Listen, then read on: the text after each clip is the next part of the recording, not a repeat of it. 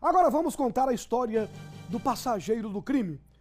Ele entrou no ônibus, pagou a passagem como se fosse passageiro normal. De repente, no percurso da viagem, eis que ele anunciou o assalto, pulou a catraca de volta e fez a limpa no cobrador e nos passageiros da linha que veio do Marcos Freire em Socorro para a zona norte de Aracaju. Os detalhes desta ação criminosa com o repórter Marcos Couto. Põe na tela.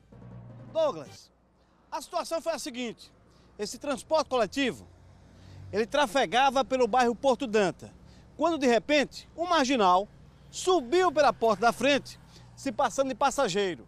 Na verdade, um assaltante. Passou pela borboleta, pagou a passagem e anunciou o assalto. Fez a catação geral. O motorista e o cobrador veio para a central de flagrantes e prestou o boletim de ocorrência e trouxe detalhes sobre o fato. Ainda pagou a passagem, e logo em seguida, depois que eu conduzi o ônibus, ele pulou de volta e anunciou o assalto, levando pertence do pessoal e do cobrador de ônibus. Aí a gente teve que manter a calma, né? E ele desceu e se adentrou ali para o lado do Coqueiral, mais ou menos. Isso aí foi por volta de 8 horas da manhã. Tinha pouca gente no carro, né? Ele aproveitou que tinha pouca gente e fez o assalto, né? Fez o que ele queria, né? Cara limpa? Cara limpa. Provavelmente tem algumas tatuagens, mas de cara limpa. Não se esbojou de não mostrar o rosto, não. Conta de um início. Ele entrou no ônibus, como foi a sequência toda? Não, ele entrou no ônibus, pagou a passagem, né? A gente até agora pensou que era um cidadão normal. Depois, logo em seguida, né? Pulou a catraca de volta e anunciou o assalto. Aí, anunciou o assalto. Nisso, até ele pegou uma mochila de um dos passageiros, né? Que é um rapaz que está aqui do lado. E pediu para o pessoal colocar os celulares dentro da mochila, né? Logo em seguida, mandou eu ter cautela, né? Mandou parar o ônibus e logo em seguida se evadiu do local. Quantos celulares? Não tenho uma ideia não, mas a maioria dos passageiros levou o celular todo mundo. Ele pegou o transporte onde? Ele pegou ali nas imediações no Porto Dantas, né? Eu não sei como é o nome do bairro, mas vindo no sentido do Marco Freire, logo depois da ponte João Alves, de lá para cá, para o sentido do mercado, o segundo ponto, né? E passou um pouco mais à frente, na subida ali no sentido do Moinho, ele anunciou o assalto. Foi aonde ele desceu, na verdade. O assalto já estava sendo recorrido no caminho. E quando o fato acontece, a notícia aparece. Direto aqui da Central de Flagrantes, com imagens de Fábio Nascimento, repórter Marcos Couto. Obrigado, Marcos Couto. Coronel Yunes. Boa noite. Boa noite já, nós estamos passando já das 18 horas, o programa hoje começando mais cedo, para mais informar, porque é o que acontece no estado de Sergipe, a gente precisa deixar a população bem informada. Agora vamos falar sobre assalto a ônibus, não, a passageiros, né? Assalto aos passageiros de ônibus, né, Douglas? Na realidade, já comentamos sobre isso, que na realidade migrou-se o crime que inicialmente era assalto ao ônibus, ou seja, ao cobrador, passou-se a assaltar os passageiros dos ônibus, ou seja, às vezes 10, 20, 30 pessoas dentro do ônibus acabam sendo assaltadas, perdendo seu celular, carteira, dinheiro.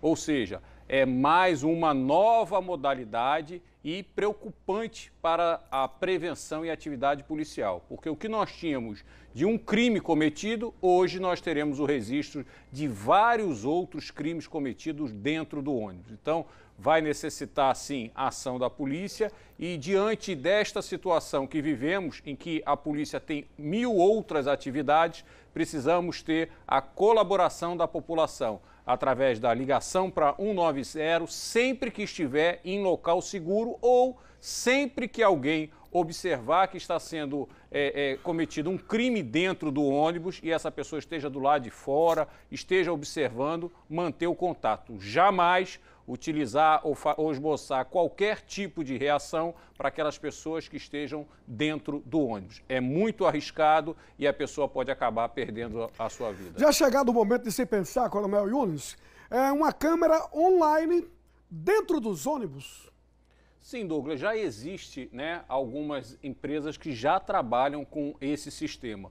O que precisa ser realizado é a colocação de equipamentos, né, em todos os ônibus e trabalhar através de um sistema tipo PS, ou seja, um pânico silencioso. Quando houvesse a necessidade de acionar a polícia, assim o faria, né, e as imagens automaticamente seriam repassadas para a polícia e ela poderia ter as características do elemento que estava cometendo o crime e, com isso, acionar as viaturas que estivessem próximas daquele sinistro. Isso custa caro? O sistema de transporte em Aracaju tem que marcar com essa despesa? Sim, Douglas, tudo que é investimento para a segurança e a prevenção, também temos que lembrar que a responsabilidade dentro do ônibus também compete às empresas, né?